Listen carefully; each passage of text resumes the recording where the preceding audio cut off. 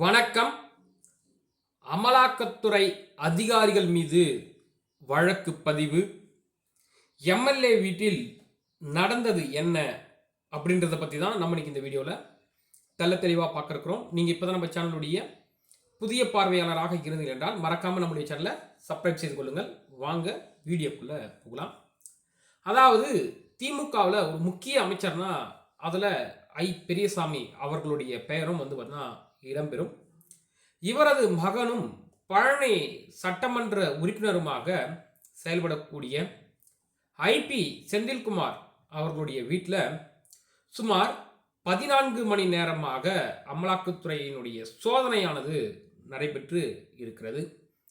திண்டுக்கல் மாவட்டம் சீலம்பாடியில் உள்ள பழனி சட்டமன்ற உறுப்பினரும் திமுகவினுடைய கிழக்கு மாவட்ட செயலாளருமான செந்தில்குமார் வீட்டில் அதிகாலை முதலே தீவிரமான சோதனையை மேற்கொண்டிருக்கிறாங்க அமலாக்கத்துறை. அப்போ செந்தில்குமார் வீட்டிற்கு வெளியே பார்த்தீங்கன்னா சுமார் ஒரு 100கணக்கான திமுக தொண்டர்கள் குவிந்து தர்ணாவில் ஈடுபட்டது பெரும் பரபரப்பையே ஏற்படுத்தியிருக்கு. சென்னை, மதுரை, திண்டுக்கல்னு சொல்லிட்டு அமைச்சர் பெரியசாமிக்கு தொடர்புடைய இடங்கள்ல எல்லாம் அமலாக்கத்துறை அதிகாரிகள் எல்லாம் சோதனையை மேற்கொண்டிருக்கிறாங்க. திண்டுக்கல்ல இருக்கக்கூடிய பெரியசாமியின் வீட்டில் கர்நாடகாவில் உள்ள அமைச்சரின் மகனும் பழனி எம்எல்ஏவுமான செந்தில்குமார் வீட்லேயும் பெரியசாமியின் மகள் இந்திராணி வீட்லேயும் அமலாக்கத்துறையானது தன்னுடைய சோதனையை மேற்கொண்டிருக்கிறாங்க.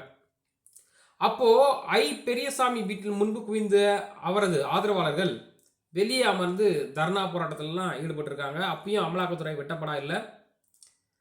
அப்போ சென்னை கிரீன்ஸ் சாலையில் உள்ள பெரியசாமி, அதாவது நம்ம அமைச்சர் அவர்களுடைய இல்லத்தில் மாலை 6 மணி அளவில் பார்த்தீங்கன்னா இந்த சோதனையானது நிறைவு பெற்று இருக்கு. அப்போ அந்த சோதனையின் போது சில ஆவணங்களை அதிகாரிகள்லாம் கைப்பற்றி எடுத்துட்டு போனதா தகவல்களும் உள்ளா வருகிறது. இதற்கிடையே சென்னையில் இருக்கக்கூடிய எம்எல்ஏ விடுதியில் இருக்கக்கூடிய நம்ம எம்எல்ஏ செந்தில்குமார் அவர்களுடைய அறையில் அதிகாரிகள்லாம் சோதனை நடத்தியிருக்கிறாங்க. விடுதியானது பூட்டப்பட்டு இருந்த நிலையில் அதற்கான சாவி கொண்டு வரப்பட்டு அறை திறக்கப்பட்டு பின்பு சோதனை மேற்கொள்ளப்பட்டிருக்குது. இதற்கிடையே எம்எல்ஏக்கள் விடுதலையில் அத்துமீறி நுழைந்ததாக அமலாக்கத்துறை அதிகாரிகள் மீது காவல்துறை, அதாவது தமிழக காவல்துறை பார்த்தீங்கன்னா வழக்கு பதிவு செஞ்சுருக்காங்க. அதாவது அறை பூட்டப்பட்டிருந்ததால செந்தில்குமார் அவர்களுடைய உதவியாளர் சந்தோஷ் பார்த்தீங்கன்னா அறையை திறந்த பிறகு 5 மணி நேரத்துக்கு பின்பு தான் சோதனையானது தொடங்கியிருக்கு, பின்பு நிறைவு பெற்றிருக்கு. இந்த நிலையில் அமலாக்கத்துறை அத்துமீறியதாக காவல் நிலையத்தில் வழக்கானது பதிவு செய்யப்பட்டிருக்கிறாங்க. கடந்த 2006 2010 வரைக்கும் வீட்டு வசதி வாரியத்துறை அமைச்சராக பெரியசாமி செயல்பட்டார்.